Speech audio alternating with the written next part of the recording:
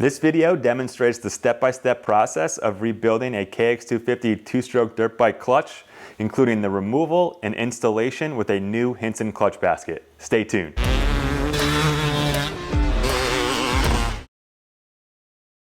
The first thing you're going to want to do is drain the oil from the bike. Now, I've already got the engine out of the motorcycle because this is a complete rebuild, but this job can easily be done with the engine still in the motorcycle. Once you drain the oil from the bike, you'll then want to take the clutch cover off and remove the bolts in a crisscross pattern. Now, it's not necessary to remove the inner clutch cover from the engine, but I did for this demonstration because I'm tearing the entire engine down. You only need to remove the clutch cover to access the clutch, but if you need more instruction on how to remove the inner clutch cover, I'll leave my entire KX250 engine teardown and rebuild videos in the description below. Time for the clutch next. We've got the clutch spring bolts. Again, I just like to take them off in a crisscross pattern. And the outer hub should just pop off. And then we've got the push rod as well that should slide right out. And you can file that up with taking all of the friction plates and steel plates out at once. Next up is removing that inner clutch hub nut. Now I've got the special clutch holding tool from Tusk in order to hold on to that inner clutch hub so we can crack that nut loose. So you adjust the clutch holding tool just enough to slide the forks evenly up and down into the splines of the inner clutch hub, and then you can clamp right down on it. Then what I prefer doing is using a breaker bar to crack that nut loose. I really do find that it provides enough leverage and works the best. There we go. So you got the nut and then a washer, and then that inner hub should pop right off of the main shaft, then a washer on the inside, and then the outer hub should slide right off as well. And then on that main shaft still, we've got two needle bearings and then a sleeve. And then don't forget this thrust washer all the way on the inside. So this is actually a great time to visually inspect the outer hub as well as the inner hub here. So the splines on the inner hub, you can see that there is markings on them, but if I rub my finger across it, the splines are still smooth. If those splines are notched out at all from the inner steels, you're gonna wanna replace that. And just go through and check if there's any damage to those splines as well, like any notches out of them, like any chunks maybe. And if there are, you're definitely gonna wanna replace this inner hub. And then same thing with the outer hub too. You can see here how the fingers just have the slightest of wear. And if you rub your finger across it, you just wanna make sure that's still really smooth. If you feel any severe notching out of these fingers, you're definitely gonna wanna replace that outer clutch hub. And then with the clutch fibers and steels here, you just want to check for burn marks or marks of wear. So that would look like, you notice how the colors in between the friction is a little bit more yellow. If it was darker, kind of more of a dark brown orange color, that would be signs of burnt clutch fibers.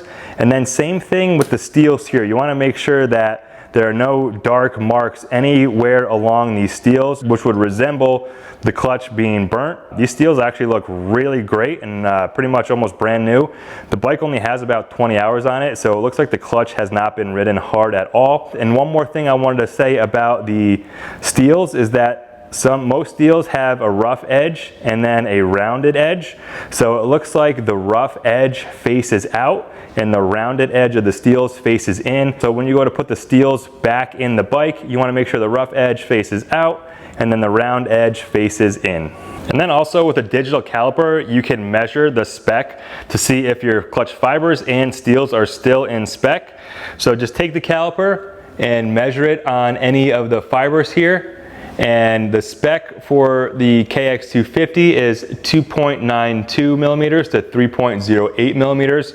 You can see here that this one is 3.03, and I would just spot check a couple spots if you plan to reuse those fibers again. And then you can do the same thing with the steels as well. Go through and measure the thickness of the plates.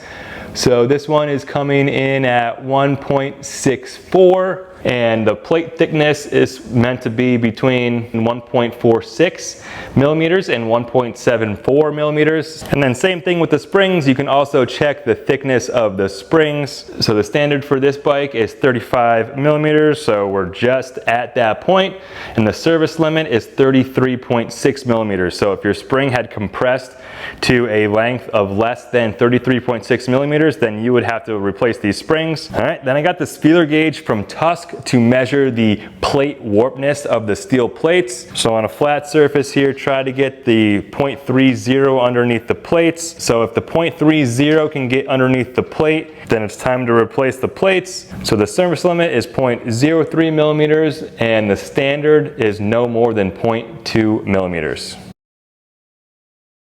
Like I mentioned earlier, we will be installing a new billet Hinson clutch basket on this motorcycle. There is prep work required, which includes removing the kickstarter and primary drive gears from the OEM basket and installing them onto the new Hinson basket. I have a separate video linked in my description below that takes you through this step-by-step process, along with an explanation of the benefits of this basket, including improved performance, clutch life, and reduced operating temperatures. So we got some fresh Hinson clutch fibers ready for the rebuild. Now what we're gonna do, these need to soak in oil for 12 hours before installing them onto the bike. So I've got this plastic bag. I'm just gonna throw some Maxima MTL oil that I'm gonna be using in the bike into the bag. And then we'll just throw all the plates in there. And what this is doing is making sure that the oil soaks into all of the fibers, making sure the clutch is ready to go when it's time to run it. Let's get the clutch installed next. You got the washer that's gonna slide over the main shaft there and seat right up against the bearing. And then I'm also just gonna apply some assembly lube onto that main shaft there. And then the sleeve, apply some assembly lube to the outside. You can do a little bit on the inside as well. And then you're gonna slide that over the main shaft.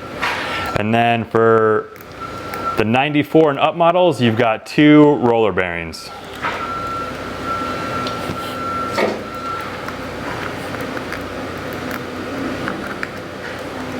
So for this build, I got a Hinson clutch basket. Same thing with your OEM basket.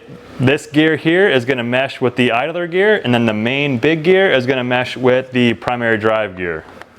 So you'll have to work it a little bit, but that should slide right on. So when you rotate the clutch, the primary drive gear, the kickstarter, and the idler gear should all move together. Next, we got the thick thrust washer. I'm going to throw a little bit of assembly lube here on the splines. And then we have the inner clutch hub, and that's going to go on the splines of the main shaft. And that'll seat up against that thrust washer. Next up is the spline washer that's going to be installed onto that main shaft as well. Followed by the clutch nut, which you will hand tighten down. Then I'm going to use this Tusk clutch holding tool. I'll link it in my description below, as well with all the tools that I use. Clamp that down on the inner basket, and we're going to torque this clutch nut to 72 foot-pounds. After getting that nut torqued down, you'll see there's actually 3 stake points on this nut here. Actually, there's a few up here, but you'll use a punch and a hammer to just punch those 3 stake points, being careful not to hit the main shaft when you do this.